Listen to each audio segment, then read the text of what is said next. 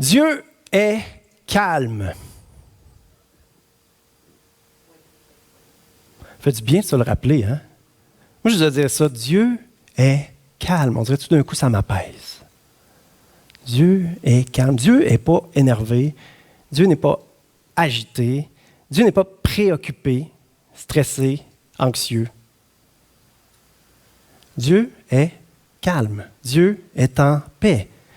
La paix est un fruit de l'esprit parce que c'est ce qui pousse quand la présence de Dieu est là. La paix, c'est une des choses qui pousse.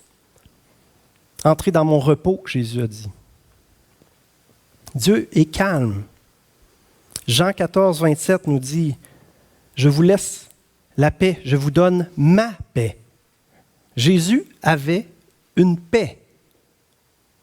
Je ne vous la donne pas comme donne le monde, que votre cœur ne se trouble pas et ne se laisse pas effrayer.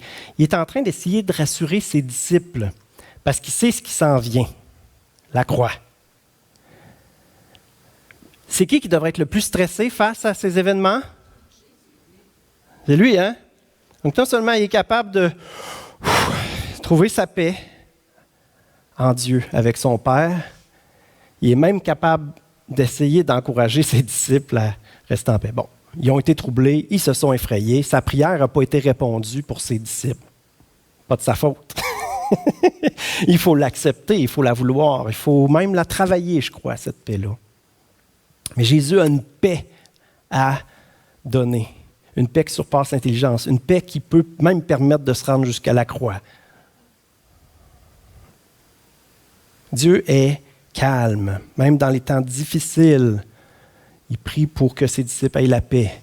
Lui-même va chercher sa paix, sa force en Dieu. Vous vous rappelez la tempête dans le bateau. Qu'est-ce que Jésus faisait? Dormait. Matthieu 8 et Marc 4 qu'on voit ça. Pensez à une situation catastrophique, planétaire. Je ne sais pas si vous pensez à quelque chose. Non, je ne pense pas à la COVID, je pense au déluge. Au déluge, est-ce que Dieu capotait pendant le déluge? Psaume 29, verset 10-11 nous dit « L'Éternel était sur son trône lors du déluge. » Il n'était pas debout sur son trône comme ça. Non, il était assis. Quand ça dit « il était sur son trône », ça veut dire « il était assis ». L'Éternel règne éternellement sur son trône. Dieu, il est solide. Il n'est pas ébranlé. Il n'est pas troublé. Il règne. Ça veut dire qu'il domine. Il est maître de toutes choses. Ça fait que Dieu, il est fiable. On a raison de compter sur lui. On devrait toujours plus compter sur lui. Quand Jésus a tout accompli, mort, ressuscité, entre les deux, aller au séjour des morts, chercher la clé, c'est mystérieux toutes ces choses. Mais qu'est-ce qu'il a fait une fois que tout était accompli? Il est allé s'asseoir sur le trône à la droite du Père. Assis. Assis, ça ne veut pas dire à son ordinateur en train de travailler frénétiquement. Assis, ça veut dire en contrôle, en paix, en repos. Dieu n'est pas déstabilisé, Dieu est en contrôle. Dieu est calme, en paix, heureux, joyeux. Mais nous, et nous, avec ce Dieu qui habite en nous. C'est une image déstabilisante qu'on a prise plusieurs fois tout au long de la série Fils et filles du roi, dans Éphésiens 2,6. Il nous a ressuscités et fait asseoir avec lui dans les lieux célestes. Ce verset-là, il a beau dire, il nous a fait asseoir, pour moi, ce verset-là me déstabilise. Vous aussi? Il me déstabilise dans le sens que j'ai de la misère à concevoir que ce soit ça la réalité. Pourtant, c'est ça la réalité. La question, c'est est-ce qu'on vit conformément à la réalité de ce que Dieu a accompli puis de ce que Dieu dit? Ça, c'est une autre paire de manches, hein? Et c'est pour ça qu'on est déstabilisé quand on lit ce genre de passage-là. Dieu a des bénédictions pour nous, puis c'est comme si notre chair refuse les bénédictions. La chair, c'est quoi? C'est l'incrédulité. On n'y croit pas. On a de la misère à y croire et donc, encore plus, à le vivre. Vivre conformément à ce que Dieu a fait. On va se donner la peine de lire un petit peu Éphésiens 1. Ça, c'est Éphésiens 2, qui dit « Il nous a fait asseoir avec lui dans les lieux célestes. Mais ça inclut toutes sortes de choses. Éphésiens 1, que le Dieu de notre Seigneur Jésus-Christ, le Père de gloire, vous donne un esprit de sagesse et de révélation pour comprendre ce genre de choses-là dans sa connaissance et qu'il illumine les yeux de votre cœur pour que vous sachiez quelle est l'espérance qui s'attache à son appel, quelle est la richesse de la gloire de son héritage qu'il réserve aux saints et quelle est envers nous qui croyons l'infinie grandeur de sa puissance, se manifestant avec efficacité par la vertu de sa force. Quand ça dit se manifestant, ça veut dire qu'elle est supposée se manifester. L'apôtre Paul prend pour acquis qu'il se manifeste. En fait, il prie pour l'Église d'Éphèse à ce moment-là, mais elle se manifeste, elle est supposée se manifester, se manifestant par la vertu de sa force. Ça devrait changer non seulement notre façon de penser, mais aussi notre façon de vivre. Ça devrait tout changer. La vertu de sa force, cette puissance-là dont il est question, l'infinie grandeur de sa puissance, c'est quoi la puissance agissante de Dieu depuis que Jésus est mort et ressuscité et qui a tout accompli? C'est quoi cette puissance-là? C'est l'Évangile, puissance de Dieu pour agir. On continue la lecture de ce passage-là. Cette puissance, il l'a déployée en Christ, en le ressuscitant des morts et en le faisant asseoir à sa droite dans les lieux célestes. Il est où là? Il est au-dessus de toute domination. Ça, c'est les réalités spirituelles, l'armée céleste démoniaque, les dominations. Au-dessus de toute autorité, toute puissance, au-dessus de toute dignité et de tout nom qui peut se nommer, non seulement dans le siècle présent, mais encore dans le siècle à venir. Il a tout mis sous ses pieds et il l'a donné pour chef suprême à l'Église, qui est son corps, la plénitude de celui qui remplit tout en tous. On vient de lire ce que c'est, là, tout ça, assis à la droite de Dieu. Puis nous, on est où là-dedans? On est là. Il semble y avoir une position qu'on a de la misère à accepter, qu'on a de la misère à saisir. Avec cette position-là va venir un repos, une sécurité, une force, une assurance qu'on gagnerait à saisir davantage, une quiétude, une paix qui surpasse l'intelligence, qui devrait déstabiliser les non-croyants. Ils devraient se demander pourquoi on a cette paix-là. C'est parce que Jésus a tout accompli, puis on est en lui, on se repose en lui. Une sécurité, grâce au sang de Jésus versé à la croix que c'est possible. C'est pas possible en se forçant à croire, c'est possible en réalisant ce que Jésus a véritablement accompli. Donc en acceptant, en se soumettant à ce que Dieu dit. C'est pas une question d'effort, je veux croire, c'est une question, OK, je vais arrêter de penser comme moi je pense naturellement, je vais accepter ce que tu dis, Seigneur. La foi, c'est une soumission à ce que Dieu dit. Ce n'est pas de forcer pour essayer de se convaincre de quelque chose. Donc, y croyons-nous? L'acceptons-nous pour notre vie? Le titre du message aurait pu être « Dieu est le roi du repos ». Jésus va dire « Je suis le maître du sabbat hein? », au sens du boss, le boss du sabbat. Dans ce contexte-là, il dit qu'il peut agir, il peut faire le bien même le jour du sabbat. Mais moi, j'aime dire Jésus, c'est le maître du sabbat. C'est lui qui sait c'est quoi le vrai repos, la vraie paix, et il veut nous la donner. Mais j'ai préféré comme titre « Le repos du guerrier ». On a besoin d'apprendre c'est quoi ce repos-là. Il y en a-tu qui sont stressés parfois, préoccupés? Hein? Vous regardez à votre vie et qu'on bouge, on est inquiet. On peut regarder à notre vie même si on est agité. Quelqu'un me racontait qu'il était un dépanneur pendant ses vacances et qu'il a entendu le client avant lui dire au caissier « Hey là, dépêche-toi, je suis pressé, là, je suis en vacances. » Ça, c'est l'être humain. Hein?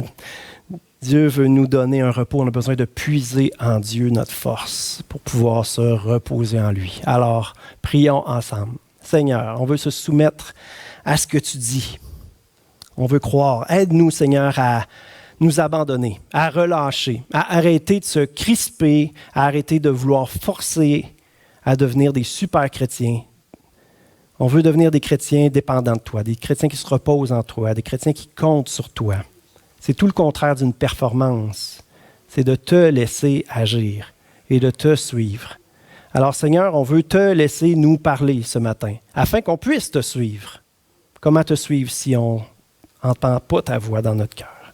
Alors Seigneur, on t'ouvre nos cœurs, on relâche nos barrières, Seigneur. Spirituellement, on veut le déclarer sur notre vie, Seigneur, que les barrières qu'il y a autour de mon cœur, que les bouchons qu'il y a dans mes oreilles spirituelles, je les enlève maintenant dans le nom de Jésus, afin que je puisse entendre ta voix, Seigneur. Alléluia. Est-ce qu'il y en a qui veulent faire ça ce matin? Enlever les bouchons? Enlevez les bouchons dans le nom de Jésus. Enlevez les bouchons. Imaginez votre cœur, enlevez les bouchons dans votre cœur. Amen? Amen. Vous pouvez le faire, enlevez les bouchons. Oui. Je veux entendre ta voix, Seigneur. Alléluia. Hein? Comme être humain, on voit souvent le repos comme une récompense pour avoir bien travaillé. On travaille 5 jours, puis enfin, c'est la fin de semaine. On travaille toute l'année, puis enfin, c'est les vacances. Mais ce que Dieu nous enseigne, c'est l'inverse. On se repose pour pouvoir suivre le Seigneur. On se repose pour avoir sa direction puis pouvoir faire sa volonté. On se repose pour avoir des forces qu'il veut nous donner pour pouvoir le servir. C'est vraiment l'inverse. L'être humain a été créé le 6e jour. Le premier jour de l'être humain, c'était quoi? C'était le 7e jour de Dieu. Jour de repos. C'est le premier jour de l'être humain. Le repos que Dieu, que le roi veut pour ses enfants est plus profond et durable que ce qu'on peut imaginer. Ce n'est pas juste une récompense, c'est quelque chose qui doit être en nous, profondément.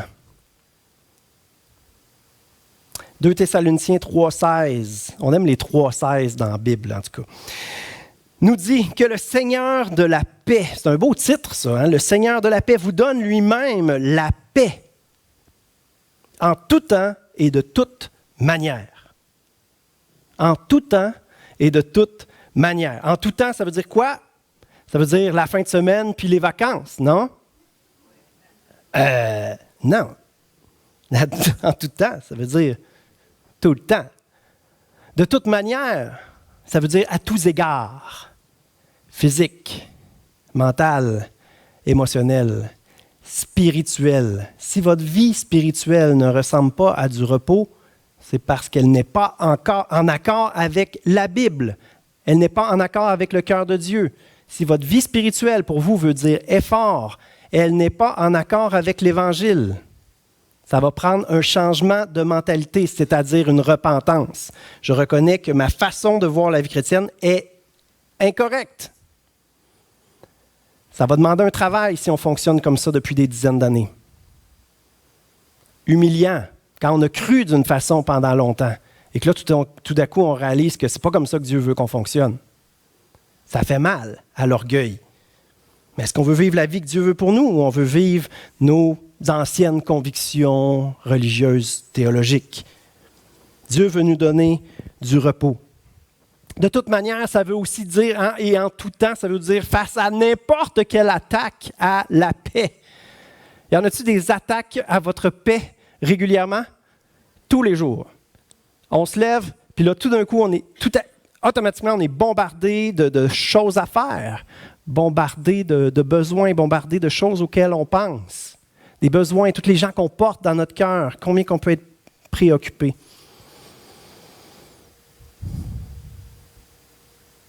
J'ai écrit une phrase que je trouve comique. Je dis, si on vivait dans le repos de Dieu, si on vivait la paix de Dieu, on aurait moins besoin de vacances. En même temps, les vacances, c'est vraiment bon. Le peuple juif avait une année sabbatique à tous les 7 ans. Une année! Y en a-t-il qui peuvent s'imaginer ça? On travaille en général 35 ans aujourd'hui, les carrières, là, 42. Ça veut dire 6 années sabbatiques tout au long de ta carrière. Y en a-t-il qui peuvent s'imaginer ça? Aux 50 ans, c'était une double. On appelle ça le jubilé. Donc, 49e année, c'était ton année sabbatique. Et la 50e, c'était le jubilé. Là, tu n'es pas sûr que ça va tomber dans ta carrière. Tu avais comme une chance. 70% des chances que ça tombe dans ta carrière, 2 années en ligne sabbatique. On ne peut même pas concevoir ça. Pourquoi? Parce qu'on ne pense pas comme Dieu. Il faut dire pardon. Ne nous pense pas comme toi, Seigneur. Puis au minimum, dire Seigneur, j'aspire à penser comme toi. Si, comme chrétien, vous n'aspirez pas à progresser dans votre mentalité, je vais dire quelque chose de troublant. J'ai même peur que vous ne soyez pas chrétien. Parce que si l'esprit du ressuscité habite en vous, il n'y a rien qui produit plus la vie qu'un esprit qui prend quelque chose de mort puis qui l'amène à la vie. Si ça, c'est en vous, puis ça ne produit pas de désir de progrès, je me demande si l'esprit du ressuscité habite en vous. Je suis en train de mettre en doute le salut de personnes qui pensent être chrétiennes, mais que là, peut-être, ils se disent, je n'ai pas l'esprit du ressuscité en moi. Oh Seigneur, donne-moi d'être un pasteur qui ne permet pas à des chrétiens, à des personnes qui pensent être chrétiennes, rester dans les bancs de l'Église confortables pendant des années, puis se retrouver en enfer. Seigneur, attise en nous, réveille en nous l'esprit du ressuscité. Il y a probablement beaucoup de chrétiens qui ont connu l'esprit du ressuscité, puis qu'ils l'ont tellement étouffé, ils l'ont tellement mis de côté, ils ont tellement arrêté de l'écouter que là, c'est comme dormant un peu.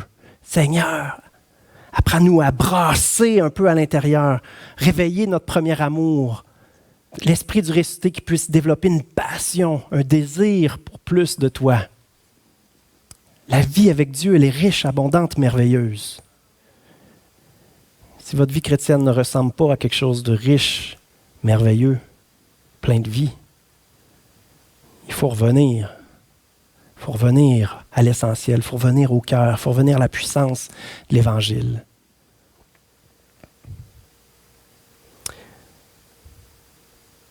Il y a un repos complètement différent de ce que l'être humain conçoit naturellement. On trouve une belle description de ce repos-là dans Hébreux 4, versets 9 et 10. Puis ça le dit là, bien clairement, il y a un véritable repos de sabbat. Un repos semblable à celui de Dieu qui s'est reposé le 7e jour et qui reste en réserve pour le peuple de Dieu. Qui reste en réserve, ça veut dire qui est disponible, qui est là, que le peuple de Dieu devrait prendre, saisir, désirer. Il est accessible aujourd'hui. Est-ce qu'il y en a qui le veulent? Celui qui a trouvé le repos de Dieu et qui est entré se repose de ses œuvres, comme Dieu s'est reposé des siennes. Essayons de peut-être un petit peu comprendre, l'accepter. C'est ça? Non. Mettons donc tout en œuvre pour trouver ce repos et pour y entrer. J'aime ça, ces impératifs-là, ces commandements dans le Nouveau Testament. Mettez tout en œuvre pour trouver ce repos et pour y entrer. On se fait fouetter à essayer de découvrir la vraie paix. C'est comme contradictoire, hein? Mais non, il ne nous fouette pas, il nous encourage. Il nous dit, come on, mettez tout en œuvre pour découvrir ce repos-là et vivre enfin la vraie vie. La vie chrétienne, c'est un peu comme un buffet à volonté. Quand vous allez dans un buffet, OK, la bouffe est grasse, salée, sucrée, fait que peut-être vous vous limitez, mais mettons, je parle à des ados, là. Combien d'assiettes vous prenez? 4? 5? Est-ce que vous allez prendre un breuvage avec ça? Non. De l'eau. Quelques gorgées. Sinon, ça prend la place pour plus d'assiettes. Hein? Non? Je suis seul à penser comme ça? Je regarde les gars, là, ça doit manger, ça. Père, il confirme-tu? Oui, ça mange, hein? Terrible. Buffet à volonté. Combien de desserts? Peut-être vous avez plus le bec sucré.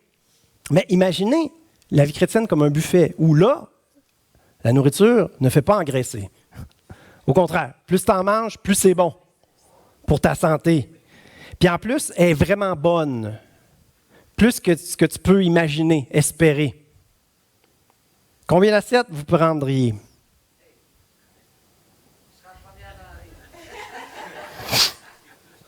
Combien d'assiettes vous avez pris jusqu'à maintenant? Des délices qu'il y a en Dieu. Combien d'assiettes vous avez pris dans les derniers mois? Pourquoi est-ce qu'on se prive? On a la tête ailleurs. Pourquoi est-ce qu'on se prive? Ce matin, il est question d'un des plats absolument fabuleux qui est la paix. Je vous donne ma paix. Il y a un véritable repos disponible maintenant. On a lu ces passages-là. C'est un des plats qui nous est offert. Il nous est encouragé de mettre tout en œuvre pour découvrir, comprendre, accepter, accueillir ce repos-là. Bien, comprendre, des fois, on ne comprendra pas tout à fait, mais il faut se soumettre à ce que Dieu dit, l'accepter. Puis là, il y a une œuvre qui commence en dedans de nous. Est-ce qu'il y en a qui veulent manger ce que Dieu a à nous donner? J'ai une clé ce matin, toute simple. Mais je vais commencer avec une question. C'est quoi un boss, un patron? C'est quoi un boss? Qu'est-ce que ça fait un boss? C'est quelqu'un qui fait le gros salaire et qui joue au mini-pot dans son bureau? Qui n'a jamais travaillé, qui n'a jamais mis la main à la pâte, mais qui nous donne un paquet d'ordres alors qu'il ne comprend rien de ce qu'on a à faire? C'est un boss?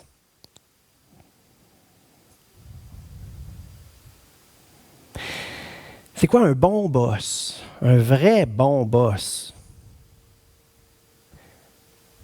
Un bon maître? Un vrai bon leader chrétien? Notre modèle, c'est Jésus. Il a déjà travaillé sur le plancher. Il a toute la sagesse infinie de l'univers. Il nous aime d'un amour infini.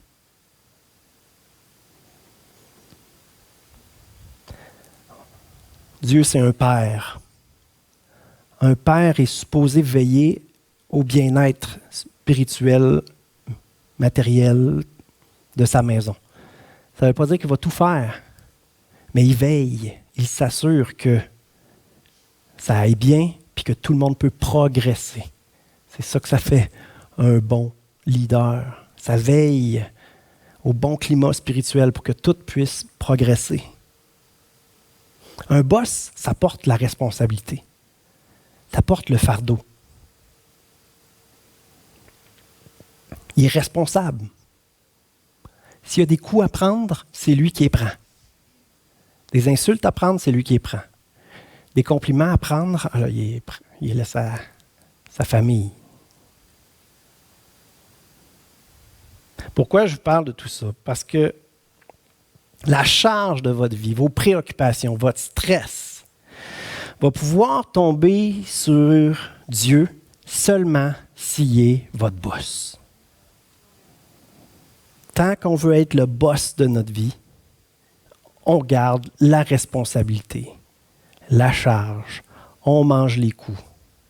Puis souvent même, on se glorifie de ça. On se dit « Oh, je souffre comme Jésus ». Oui, on va ressembler à Jésus, peut-être manger des coups, mais Jésus a quand même souffert une fois pour toutes et tout était accompli là.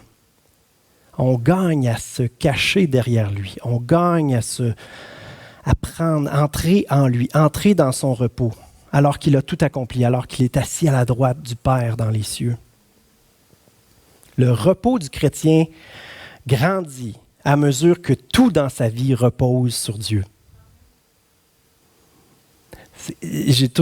En écrivant cette phrase-là, j'ai réalisé la beauté du français. De temps en temps, là, des petits clins d'œil. Le mot « reposer », sur, ça veut dire que la charge est sur cette personne-là. Ça repose sur lui. Ça ne repose pas sur moi. Hein? Ça ne repose pas sur moi, ça veut dire que ce n'est pas mon département. C'est vrai? En français, le mot « reposer », ça peut vouloir dire ça. Et j'ai trouvé ça magnifique. Le repos du chrétien va grandir au fur et à mesure où toute sa charge, ses responsabilités, la pression, le fardeau, il va accepter que ça repose sur Dieu. Il va soumettre ses besoins à Dieu, soumettre tout ça à Dieu, soumettre sa vie à Dieu. ses préoccupations, chaque aspect de sa vie. Et alors que ça repose sur Dieu, là, tu peux faire équipe avec lui. Là, c'est lui qui te donne la direction, c'est lui qui veille à ce que les choses aillent bien. Chaque chose aille bien. Et il y a beaucoup de choses dans nos vies, beaucoup d'aspects dans nos vies. Donc, comment l'acquérir, cette paix que Jésus donne? En le laissant être le boss. En le laissant être le maître. Je prends le mot boss parce que c'est plus actuel, mais dans la Bible, c'est le maître. Hein? Mon maître, Jésus. Le laisser être le boss. C'est là que le stress va reposer sur lui. Il y en a-tu qui savent que Jésus est un bon boss? Tu sais, c'est un passage classique qu'on prend quand on parle du repos que Jésus donne. Je fais exprès pour le prendre plus à la fin, pour qu'on voit tout ce qu'il y a derrière ça. Jésus qui dit dans Matthieu 11, « Venez à moi, vous tous qui êtes fatigués et courbés sous un fardeau, et je vous donnerai du repos. Acceptez mes exigences et laissez-vous instruire par moi. Car je suis doux et humble de cœur et vous trouverez le repos pour votre âme. » Ça sonne tellement simple quand on lit ça. « Venez à moi, vous tous qui êtes fatigués et courbés sous un fardeau, et je vous donnerai du repos. » Et là, on vient de voir, depuis le début du message, tout ce qu'il faut faire, tout ce qu'il faut qu'il se passe pour que ça devienne une réalité. Vous êtes fatigués et courbés sous un fardeau parce que vous gardez sur vos épaules quelque chose que Dieu veut porter. Alors, laissez-le devenir votre maître, laissez-le devenir votre boss, laissez-le devenir la personne responsable que votre vie arrive à bon port, que vous réussissiez vos entreprises, que vous réussissiez votre couple, votre vie de famille, vos finances, toutes. Laissez-le être responsable de tout ça. Laissez-vous instruire par tout ce qu'il nous dit dans sa parole. Et vous trouverez du repos pour votre âme. Il y a beaucoup de chrétiens qui font cette erreur de passer d'une vie de fou en tant que non-chrétien à une vie de fou en tant que chrétien. On passe de workaholic à œuvreholic. On fait des bonnes œuvres. Souvent, même le workaholic, il a continué, puis là, on s'est ajouté venir à l'église, prier, lire sa Bible. C'est pire. Il y a bien des chrétiens qui vivent une vie pire que les non-chrétiens, parce qu'ils vivent une vie pareille comme les non-chrétiens. Ils se sont ajoutés une charge supplémentaire. C'est pas ça, la vie chrétienne. La vie chrétienne, c'est Christ qui vit. J'ai chanté ça depuis que je suis petit. Ce n'est plus moi qui vis, mais Christ qui vit en moi. Je suis mort. Ma vie, c'est Christ. C'est Jésus qui vit, puis moi, je le suis. Je suis derrière lui. Peut-être qu'une chose que vous dites, c'est que vous ne voulez pas déranger Jésus avec vos affaires. C'est pas grand-chose que j'ai, je vais être capable. Vous ne voulez pas déranger Jésus avec vos affaires, mais vous avez tort. Peut-être que vous dites, mes affaires ne sont pas importantes. Vous avez tort. Votre vie est importante. Chaque minute, chaque seconde, chaque aspect de votre vie gagne à être mis entre les mains de Dieu. Chaque aspect, chaque heure, chaque minute gagne à être mis entre les mains de Dieu. Acceptez mes exigences qu'on a vues. Mais on sait que ce que Jésus a apporté, c'est autre chose qu'une loi avec plein de directives. Il a dit, tout se résume à aimer Dieu, aimer son prochain comme soi-même. Tout se résume à ça. Et tout commence par croire et accepter son amour pour nous. Jean 6, verset 28-29 nous dit, ils lui dirent, que devons-nous faire pour accomplir les œuvres de Dieu? Jésus leur répondit, l'œuvre de Dieu, c'est que vous croyez en celui qui y a envoyé. Croire, c'est quoi? C'est faire confiance à Dieu. Faire confiance à Dieu, c'est accepter de le laisser porter le fardeau. Croire, c'est faire confiance à Dieu. Faire confiance à Dieu, c'est lui donner tous nos fardeaux, nos préoccupations. Je te fais confiance. Maintenant, je vais te suivre. Qu'est-ce que tu veux que je fasse? Qu'est-ce que tu veux que je ne fasse plus? Oh, il fait du ménage dans notre horaire. Il fait du ménage. C'est pour ça que la Bible insiste tant sur le péché de l'incrédulité. C'est à cause de l'incrédulité qu'ils ne sont pas entrés dans mon repos.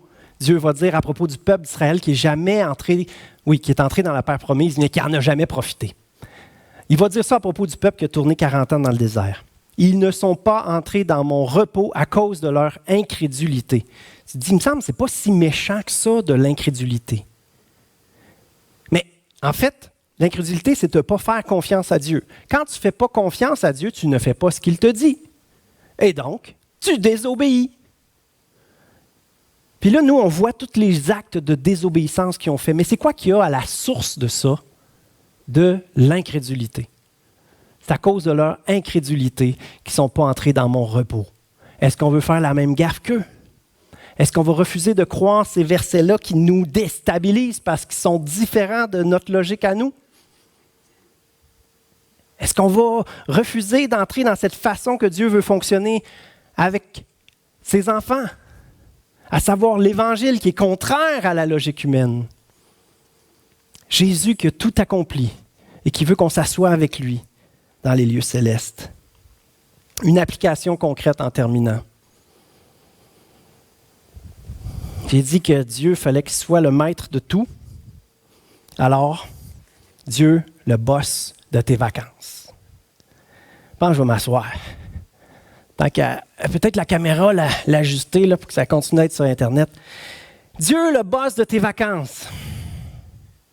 Dieu, le boss à tous les jours de toutes choses. Et là, on découvre la paix, le repos. On a moins besoin de vacances dans ce temps-là. On le dit, mais les vacances, c'est bon. Le repos, le sabbat, c'est tellement important parce que c'est là qu'on laisse Dieu nous faire du bien.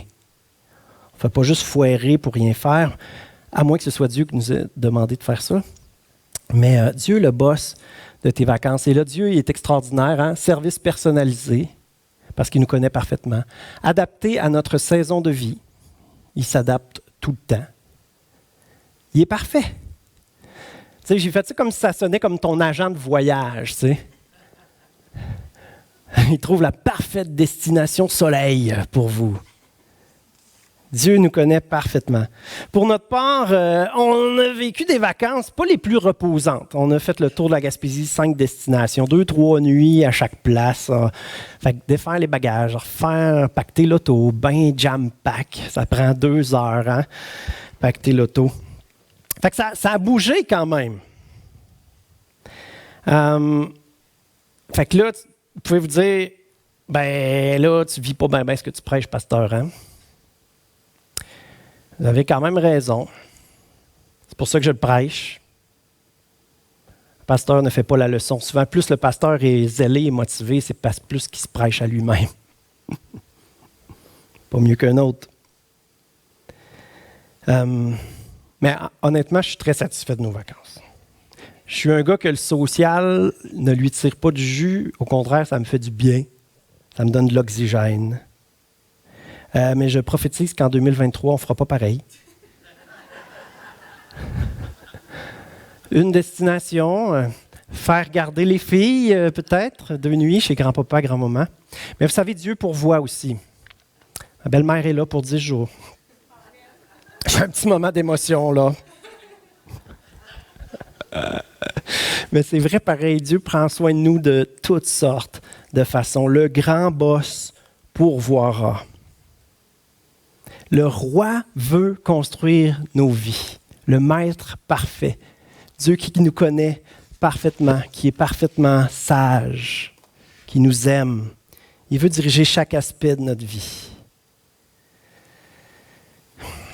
On va chanter un chant qui dit « Rien à craindre ». Rien à craindre. Et dans ce chant-là, ça dit « Je sais que tu marches devant moi, que tu me suis de près. » Dieu veut faire ça, mais il ne le fera pas si on ne lui demande pas. Rien à craindre? Vraiment? Ça dépend. Est-ce que Dieu marche devant toi, te montre le chemin? Est-ce qu'il est à côté de toi, tu lui tiens la main, il te réconforte, il te fait du bien? C'est comme un prérequis, c'est un préalable. Tant que ça ne reposera pas sur Dieu, tu ne goûteras pas au repos. Le repos, il y a quelque chose d'actif là-dedans. Tu te reposes sur Dieu et là, il vient de lui-même. Le repos, il vient de lui-même. C'est pour ça que c'est Dieu qui nous donne tout ce qu'on a de besoin, les plus beaux délices à découvrir comme chrétien. Tu peux t'avancer, Marie-France, on va chanter le chant ensemble. Ça ressemblait à un message sur la consécration à Dieu ce matin. Mais en fait, c'est un message sur le repos, la paix que Jésus donne, mais parce que les deux vont ensemble. C'est la clé qui m'est venue cette semaine. Le repos va arriver de lui-même si on accepte de se reposer sur Dieu, si on accepte que toutes nos préoccupations, nos défis, les aspects de notre vie, nos rêves, nos objectifs, ça soit Dieu le maître de tout ça. Il faut lui faire confiance. On le chante à tous les dimanches, « Je te donne tout, oui, prends tout, Seigneur. » Mais c'est quoi ce tout-là? Ça va être différent pour chaque personne qui est ici. Et c'est la question que je nous invite à nous poser en terminant. Seigneur, c'est quoi le tout? Quel aspect du tout je ne t'ai pas encore donné? Quel aspect du tout je n'ai pas vraiment remis entre tes mains? Ou lequel que j'ai repris avec le temps, en oubliant? Parce que oui, il faut le faire une fois pour toutes, mais il faut le renouveler à chaque matin aussi. Alors, c'est quoi? Votre carrière, votre parcours scolaire, votre formation, votre couple, vos enfants. Réfléchissez à la stratégie que vous allez utiliser pour venir à bout de vos objectifs, de vos rêves, de vos projets. C'est qui dicte la stratégie, le comment vous allez y arriver? C'est ça qu'un maître fait, il décide de la stratégie. Vous allez la travailler ensemble, mais est-ce que vraiment c'est Dieu qui dicte la façon de faire les choses dans nos vies? Tant que ce ne sera pas le cas, on n'expérimentera pas le repos de Dieu. On ne pourra pas chanter véritablement rien à craindre. On va prier ensemble. Seigneur, tu veux nous libérer. Tu veux nous soulager de ce fardeau, Seigneur, de toutes les préoccupations qu'on peut porter sur nos épaules. Tu veux les prendre. Seigneur, on veut te demander pardon, Seigneur, de négliger, de te donner, de te confier, Seigneur, tellement d'aspects dans nos vies.